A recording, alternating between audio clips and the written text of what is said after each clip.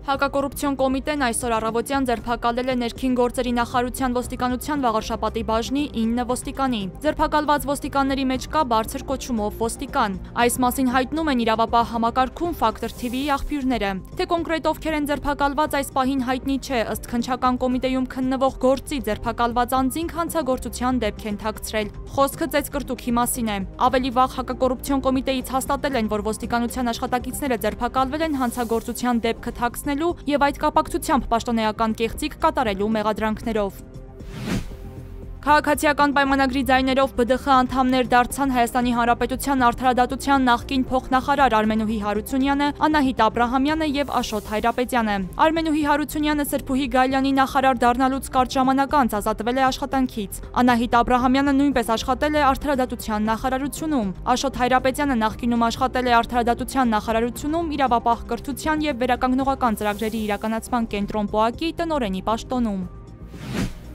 Այս ճանապարհահատվածը, որը հիմա կառուցվում է վրացական կողմում, այս տարեվերջին կամ մյուս տարի ամբողջությամբ պատրաստ կլինի, և Վերին Լարսի անցակետը այլևս կգործի տարին 365 օր։ Այս մասին ազգային ժողովում հայտարարել է տարածքային կառավարման և ենթակառուցվածքների նախարարի տեղակալ Արմեն Սիմոնյանը։ Փոխնախարարի խոսքով Լարսի խնդիրը ոչ միայն Հայաստանի բեռնափոխադրողներին է անհանգստացնում, այլև այդ ուղուց օգտվող այն երկրների բեռնափոխադրողներին, որոնք իրականացնում են բեռնափոխադրումներ ԵԱՏՄ երկրներ կամ ԵԱՏՄ երկրների միջոցով երրորդ երկրներ։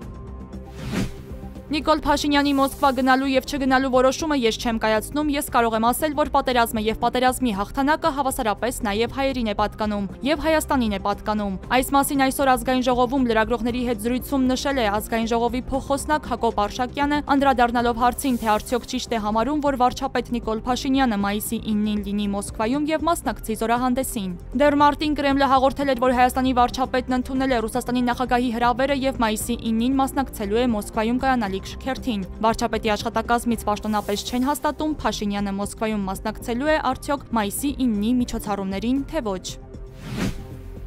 Այսօր վաղ առավոտից վեր սկսվել են մայիսի 4-ից անհետ կորած համարվող 2-ամյա երեխայի որոնողական աշխատանքները։ Ներքին գործերի նախարարության փրկարար ծառայության և ոստիկանության ծառայողները որոնողական աշխատանքներն իրականացնում են ինչպես Մարմարիկ բնակավայրում և հարակից տարածքներում, այնպես էլ Մարմարիկ գետի երկայնքով և Աղբյուրակի ջրամբարում։ Որոնողական աշխատանքներին ներգրավված են ավելի քան 170 փրկարար, այդ թվում ջրասուզակներ և կինոլոգիական ծառայության աշխատակիցներ, ոստիկանության 150 ծառայող, Մարմարիկի բնակիչներ և կամավորներ։ Որոնողական աշխատանքների արդյունավետությունը բարձրացնելու համար կիրառվում են անօդաչու թռչող սարքեր, ջրափրկարարական նավակներ։ Ստուգվում են առաջ քաշված բոլոր վարկածները, զրույցներ են տարվել ավելի քան 5 տասնյակ անձանց հետ, ստուգվել են շուրջ 2 տասնյակ տրանսպորտային միջոցներ։ Որոնողական աշխատանքները շարունակվում են։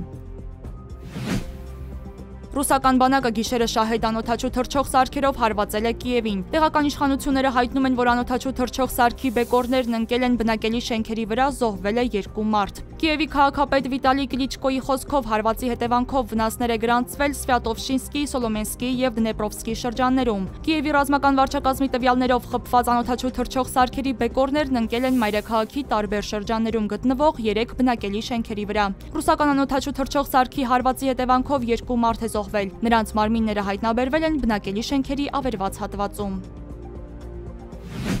Վիզա Էյր ավիաընկերությունը Հայաստանից դեպի եվրոպական 6 երկրների 8 քաղաքներ նոր ուղիղ չվերթներ է մեկնարկում։ Այս մասին այսօր հրավիրված մամուլի ասուլիսի ժամանակ հայտնել է Վիզա Էյր Հունգարիայի գործադիր տնօրեն Ռոլանդ Տիշները։ Այս տարվա հոկտեմբերից Վիզա Էյրը կբացի իր առաջին բազան Հայաստանում Զվարթնոց միջազգային օդանավակայանում, որտեղ կտեղակայի 2 ժամանակակից Airbus A321 Neo ինքնաթիռ, ստեղծելով մոտ 100 ուղղակի և 1000 անուղղակի աշխատատեղ հարակից ոլորտներում։ Ուղևորներին տարեկան առաջարկվում է մոտ 1,2 միլիոն մատչելի ավիատոմս միակողմանի ուղղությամբ սկսած 29,99 եվրոից։